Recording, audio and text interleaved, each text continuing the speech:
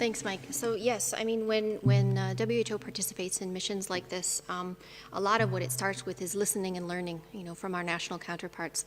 I've personally been on several missions for WHO related to different emerging infections, and if I just think back to MERS, for example, it took us more than a year to identify the intermediate host, which is the dromedary camels.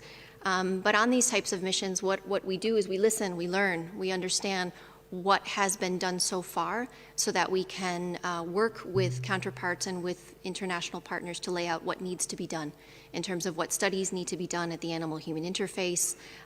Usually what we would like to do is have a better understanding of the initial cases that were reported, what were the types of activities that were done, and then outline studies that need to be carried out. And those studies take time. But before you can design studies that need to be carried forward, you need to understand what has been done already. And so this team will be meeting with counterparts in China, with different ministries, likely with different academics and scientists to really determine what has been done to lay out the plan going forward and to plan that larger mission. Thank you very much, Drs. Ryan and Dr. Van Kerkhoff. The next question comes from Agnès Pedrero from Agence France Presse. Agnès, please unmute yourself and go ahead. Yes, hello everybody, do you hear me? Very well. Please go ahead, Agnès. Okay, thank you. I would like to ask you, maybe I can ask in French. Je vais poser la question en français.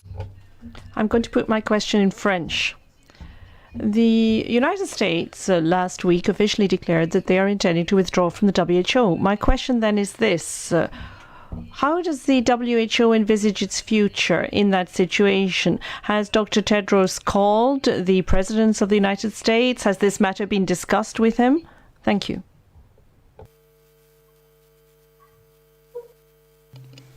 Yeah, thank you. Thank you for that question.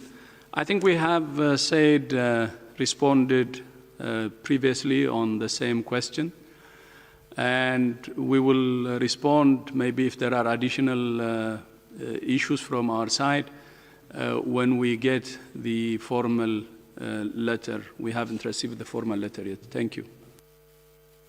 Yeah, and if I could maybe just add that the teams here at WHO, our teams around the world in 141 countries, our 6 regional offices, ourselves, our hundreds of collaborating centres around the world, our partners in Gorn, our partners in science all around the world. We are focused 100% on controlling this pandemic, on reducing, as the DG said, reducing mortality, suppressing transmission, building strong community responses to this, and assisting governments with strong coordination. That is our laser focus right now. We're also dealing with many other situations around the world. We're dealing with the situation in Syria, which many of you have seen is deteriorating. We're dealing with situations in Yemen. We're dealing with other epidemics like Ebola, again, in Equatorial province of Congo.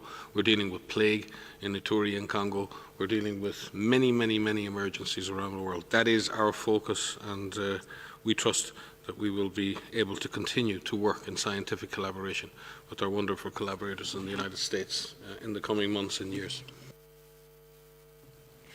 Thank you, Dr. Tedros and Dr. Ryan. The next question comes from somebody who knows what it's like to battle this virus firsthand. The good news is this is Kamran Kasimov, who was in hospital and has now recovered and is at home. Kamran, please go ahead. Very glad to hear you're well, and please ask your question. Can you hear me? Yes, we can. Please go ahead. Hello. Yes, I got COVID-19 and 12 days I was in hospital. It was very hard days for me, and I would like to take an opportunity that the Azerbaijani doctors come here. Long live Azerbaijani doctors.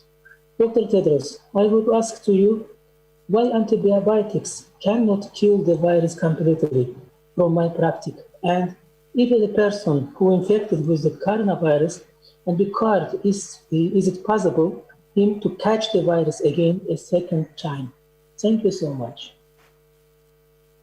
Yeah, Maria will speak to the detail on this.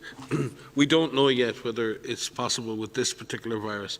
whether the virus, once you've had an infection and recovered, whether one can be infected again. We do know with other coronaviruses that that is the case, and there is some data out there that may suggest that immunity will wane over time, but that is not fully known at this point. Maria may have more data on some recent studies that are pointing in that direction.